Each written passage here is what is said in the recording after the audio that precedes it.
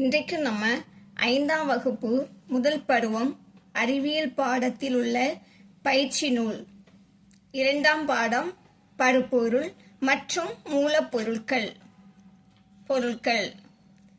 திட பொருட்களை டிக் செய்க. இங்க 4 படம் கொடுத்திருக்காங்க. இதுல திடப்பொருள் எதெல்லாம்? மரம், சைக்கிள். இந்த 2க்கும் நம்ம டிக் பண்றோம். அடுத்து இதுல திடப்பொருள் எதெல்லாம்? தொப்பி, லாலிபாப். இந்த 2க்கும் நம்ம டிக் பண்ணுவோம். அடுத்து இதுல திடப்பொருள் வாழைப்பழம், ஐஸ் கட்டி, கடிகாரம். இந்த 3க்கும் டிக் பண்ணிக்கோங்க. குழுவில் பொருந்தாத ஒன்றை வட்டமிடுக. இந்த குழுவில் நம்ம இதை வட்டமிட்டிருக்கோம். இது காற்று. அடுத்து இந்த குழுவில் மழை தண்ணீர் இங்கே வட்டமிட்டிருக்கோம். இந்த குழுவில் கல், இதை வட்டமிட்டிருக்கோம். கீழே கொடுக்கப்பட்டுள்ள பொருட்களை வகைப்படுத்தி எழுதுக. வாகன புகை, மேசை, கதவு, நீராவி, பால், புகை, தேநீர், பூட்டு, பழச்சாறு. இதை எது திடப்பொருள், திரவ பொருள், வாயு பொருள்னு நம்ம எழுத போறோம். ஃபர்ஸ்ட் திடப்பொருள் கதவு, மேசை, பூட்டு. அடுத்து திரவ பொருள் பால், தேநீர், பழச்சாறு.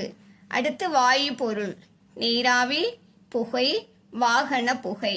இப்படி நீங்களும் எழுதிக்கோங்க. அடுத்து கதையினை படித்து கோடிட்ட இடத்தினை நிரப்புக. கதையில் கூறப்பட்டுள்ள திட, திரவ மற்றும் வாயு பொருட்களை கண்டறிந்து எழுதுக.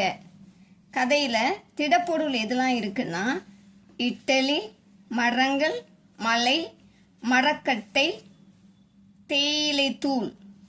அடுத்து திரவ பொருள் எதெல்லாம் இருக்குன்னா பழச்சாறு, நீர், மலை, தேநீர். அடுத்து இதுல வாயு பொருட்கள் எதெல்லாம்னா நீராவி, புகை, காற்று, காற்றடைத்த பலூன்.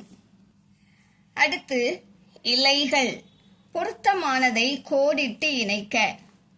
இதுல 3 இது கொடுத்துருக்காங்க: சணல், ரேயான், பாலிஸ்டர்.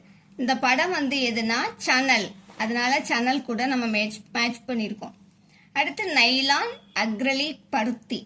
இது இங்க என்ன கொடுத்துருக்காங்கன்னா இது பருத்தி, காட்டன், பஞ்சு, அதனால இந்த பருத்தி கூட பொருத்திருக்கோம். அடுத்து கம்பளி, சணல், தேங்காய் நார். இது இந்த படத்துல இருக்கக்கூடிய இந்த மேல இந்த பிரஷ்ல இருக்கிறது என்னன்னா தேங்காய் நார், அதனால தேங்காய் நார் கூட நம்ம பொருத்திருக்கிறோம். அடுத்து பருத்தி துணியாக மாறும் செயல்முறையை எழுதுக.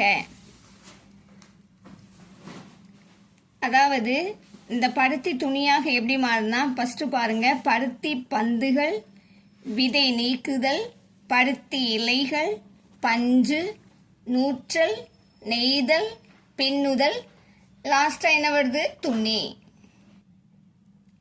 மாமா வீட்டு திருமணம். வள்ளி பார்த்த இயற்கை இலைகளையும் செயற்கை இலைகளையும் வகைப்படுத்துக. இயற்கை இலைகள், செயற்கை இலைகள்.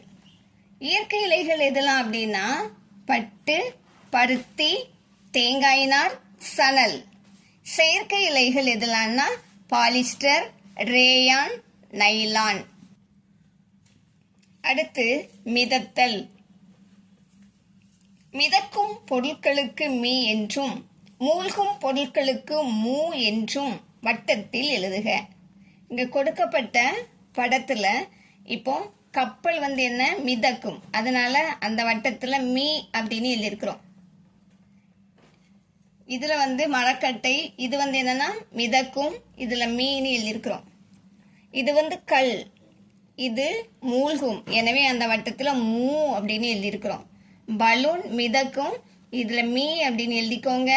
இலை மிதக்கும், மீ அப்படின்னு எழுதிக்கோங்க. இதுலயும் இதுவும் மிதக்கக்கூடியதுதான், அதனால இதுல மீ அப்படின்னு எழுதிக்கோங்க. கரையும் பொருட்களுக்கு மஞ்சள் வண்ணமும் கரையாத பொருட்களுக்கு காப்பி கலர் வண்ணமும் தீட்டுக. இதுல கரையும் பொருள் எதுலான்னா சர்க்கரை, கற்கண்டு, உப்பு. எனவே இதுக்கு மஞ்சள் கலர் நம்ம விட்டுருக்கோம். அடுத்து உருளைக்கிழங்கு, அரிசி, மரத்தூள். இது வந்து கரையாத பொருள், எனவே இதுக்கு காப்பி கலர் பிரவுன் கலர் அடிச்சுக்கிறோம்.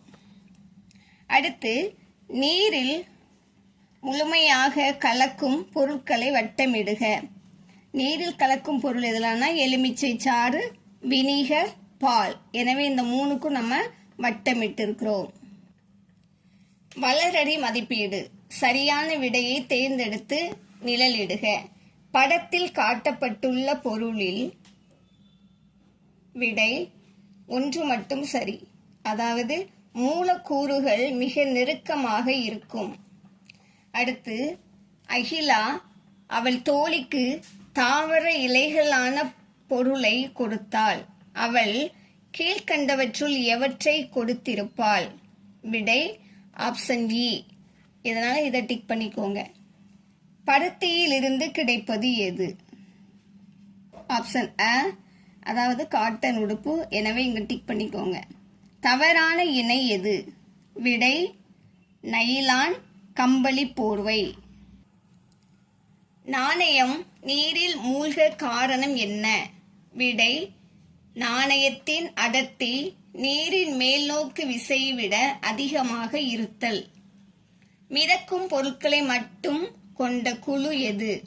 இதுல மிதக்கும் பொருள் கொண்ட குழு எதுனா ஆப்ஷன் ஆ, பென்சில், இறகு, பனிக்கட்டி. இதுதான் மிதக்கும் பொருள்.